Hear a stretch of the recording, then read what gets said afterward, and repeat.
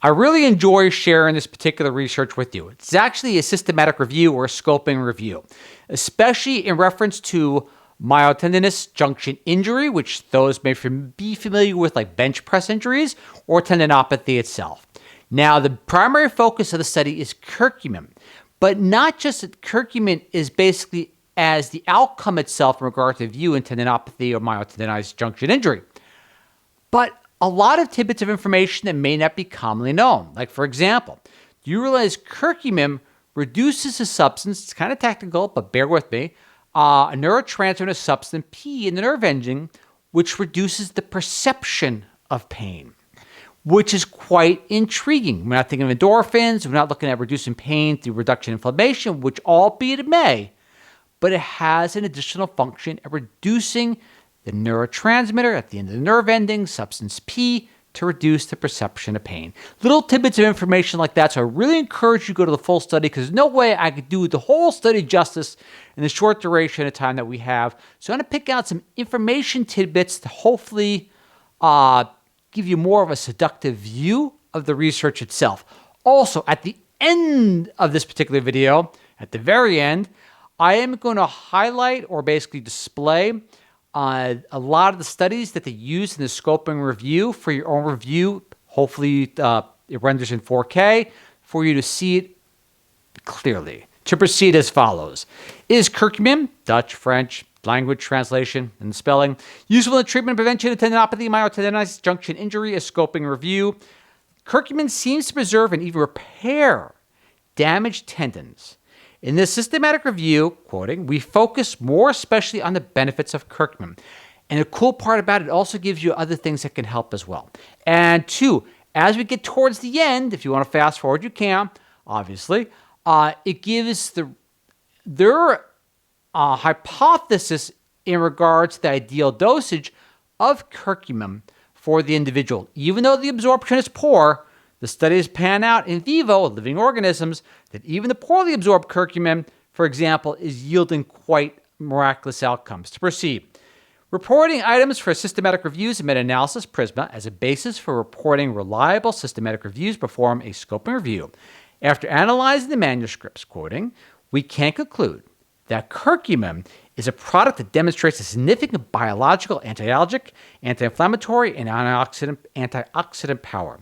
Therefore, supplementation has a positive effect on the inflammatory and regenerative response in tendinopathies. In addition, curcumin decreases and modulates the cell infiltration, activation, and maturation of leukocytes, as well as the production of pro-inflammatory mediators at the site of the inflammation. To get a true perspective of how curcumin helps in this light, you got to look at the tendons themselves. So I wanted to pull this out from the full research so you can get a better understanding of the scope in regard to curcumin's benefits. Tendons have an active, let's back that up.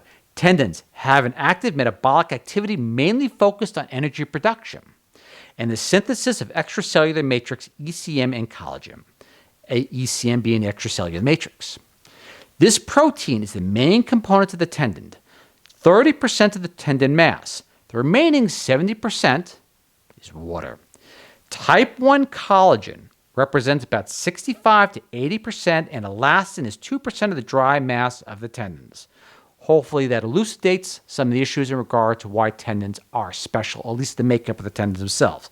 So we are going to skip ahead over the antioxidant, over basically the anti-inflammatory effect, straight to the collagen aspect. Probably the most important in regard to tendons in particular. To proceed, the administration of curcumin inhibits the cross-linking of collagen bundles with alteration of molecular structure.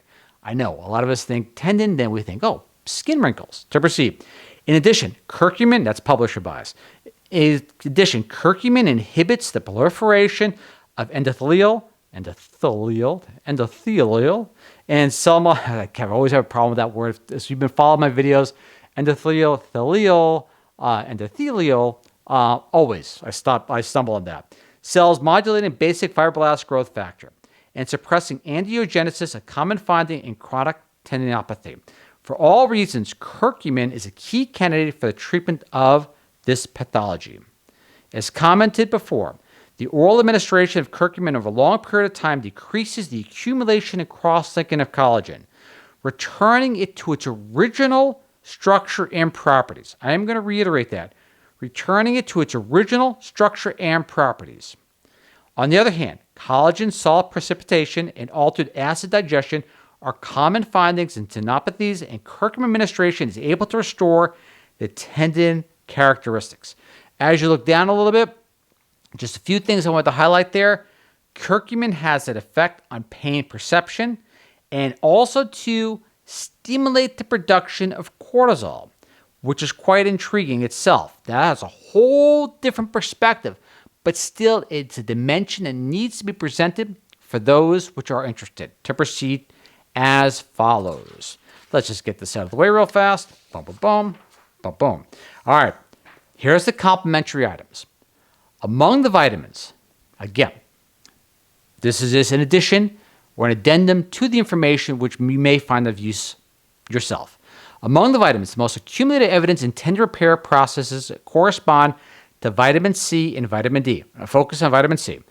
Vitamin C is instrumental due to its antioxidant properties and its action as a coenzyme in collagen synthesis through the hydroxylation of proline and lysine to hydroxyproline and hydroxylysine, respectively. Both hydroxylated amino acids are essential for collagen structure and tendon function. Thus, vitamin C deficiency is associated with a decrease in the synthesis of procollagen due to lower hydroxylation of proline and lysine residues. So, important to keep in mind, especially if the person is interested in trying to avoid those particular injuries or negative outcomes. The amino acids have also been proposed as supportive nutrients in the treatment of tendinopathies due to their key role in protein synthesis. A positive relationship has been observed between leucine and collagen synthesis. Leucine, an essential amino acid, causes increased levels of hydroxyproline, which, in addition to being a fundamental component of collagen, plays an essential role in fiber stability. Glycine, here it comes again.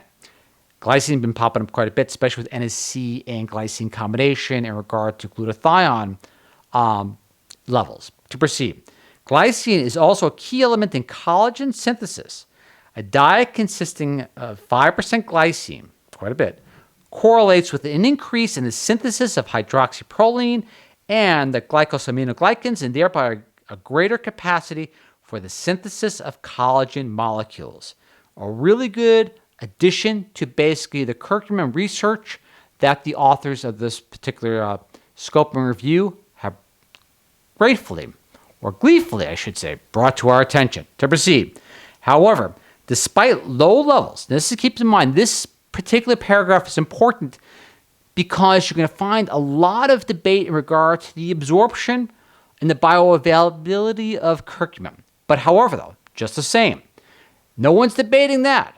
But however, the outcomes in rudimentary curcumin in vivo, meaning living organisms, still have been quite positive. They can be improved upon maybe in the future by enhancing the absorption, therefore not as much needs to be taken. But again, that's publisher bias and a hypothesis. However, despite low serum levels after oral administration of curcumin, beneficial effects in vivo are evident. Based on the studies evaluated in this review, possible effective dosages range from 90 milligrams in bioavailable compounds to 5 grams in curcumin longa extracts. So basically raw. An appropriate therapeutic dose for curcumin, hypothetical, would be between 1 to 1.5 grams spread over 2 to 3 daily doses to maintain more sustained serum levels. And I am just quoting.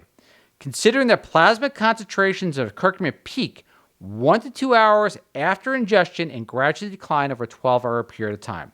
That's the information that many of you are looking for. So let's bookmark that if you'd like to in the video itself. Now let's go to the conclusion, which you already know, the outcome. To proceed. Conclusion. Curcumin is a product that has demonstrated consistent biologic, analgesic, anti-inflammatory, antioxidant properties. Supplementation has a positive effect on the inflammatory and regenerative process in tendinopathy. And I want to keep on reiterating that word, regenerative. I pronounce it appropriately. Curcumin decreases and modulates the infiltration, activation, and maturation of leukocytes, as well as the production of pro-inflammatory mediators at the site of inflammation, or we'll just say injury.